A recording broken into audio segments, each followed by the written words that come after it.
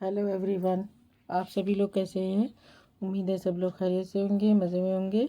आज मैं एक प्लांट के बारे में कुछ जानकारी देना चाहती हूँ। ये प्लांट है डेविल्स बैकबोन। इसे नॉर्मली डेविल्स बैकबोन कहते हैं। इसका बॉटनिकल नेम है इफोर्बिया टिटिमुलारिस।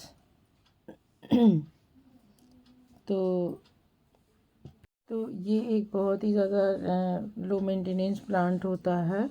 ये इसकी सारी क्वालिटी जो है ये एक सक्लेंट जैसी होती है। इसमें इसकी पत्तियों में से एक लैक्टिक निकलता है, दूध जो होता है।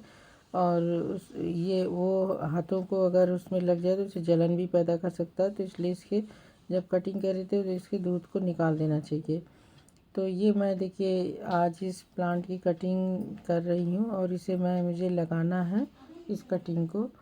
तो इसकी कटिंग बहुत इजीली लग जाती है। इसे सिंपल आप मिट्टी में लगा देंगे तो ये इसमें जड़ बन जाती है।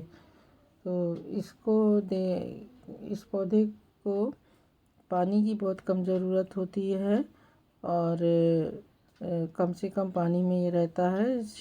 ये इसको अक्सर बाउंड्री वॉल के लिए भी हम इसे इस्तेमाल करते हैं कि ऐसी जगह लगा देते हैं कि ये बिल्कुल बाउंड्री का काम करता है।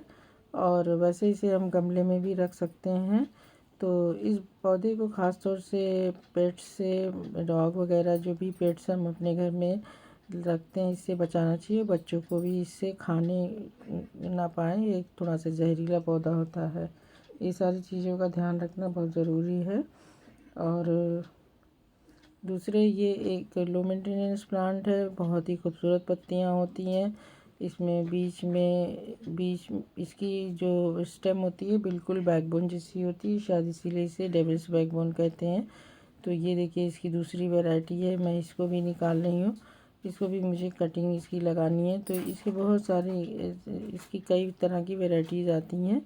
मेरे पास ये 2 वैरायटी है। तो इन दोनों वैरायटी को की कटिंग मैं इसे ग्राउंड में लगाऊंगी। तो ये पौधा जो है ज़मीन में बहुत अच्छा लगता है। झाड़ी नुमा पौधा होता है। इसे हम श्रब की तरह तैयार कर सकते हैं। तो इस प्लांट की खासियत ये है कि अगर कोई जहरीला पौधा जैसे सांप बिच्छू वगैरह काटता है या कुछ भी ऐसा जहरीला है पौधा, जो जैसा कि मैंने सुना है कि इसकी पत्तियों को उस पर लगाया जाता है, इसकी पत्तियों के रस को। तो कितना कारगर है ये मैं नहीं बता सकती, लेकिन ये मेडिसिनल प्लांट के तौर पे इसका इस्तेमाल होता है।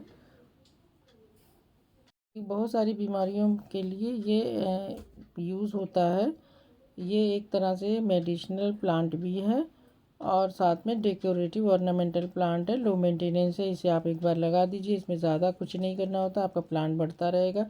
गमले में लगा दें, शेड में रखें। अगर घर में लगाएं तो शेडी एरिया में रखें, वरना पत्तियां बर्न होने लगती हैं अगर धूप ज़्यादा तेज़ होती है। और ज़मीन में तो ये धूप में भी कोई दिक्कत नहीं करता, लेकिन गमले में इसे थोड़ा सा हल्के से ब्राइट लाइट में रखना चाहिए। तो ये देखिए मैंने इसकी छोटी छोटी जो स्टेम काटी थी, इसकी ज़मीन को मैंने इस तरह से लगा दिया है। और ये सब धीरे धीरे ये जब ये कटिंग लग जाएगी तो ये फैल जाएगा। इसके नीचे से जड़ों में से प्लांट निकलते रहते हैं, बेबी प्लांट। तो ये घना होता रहता है और ये एक झाड़ तैयार कर देगा। जो मैंने लाइन से इस तरह से लगाया है तो ये बिल्कुल एक झाड़ तैयार करेगा, पूरा कवर कर लेगा। इसको दूर दूर इसी तरह से लगाया जाता है। अगर आपको बाउंड्री वॉल की तरह के लिए अगर लगाना हो तो इस तरह से आप लगा दें, तो ये कुछ दिनों में ये वॉल की तरह ये बन के तैयार हो जाता है।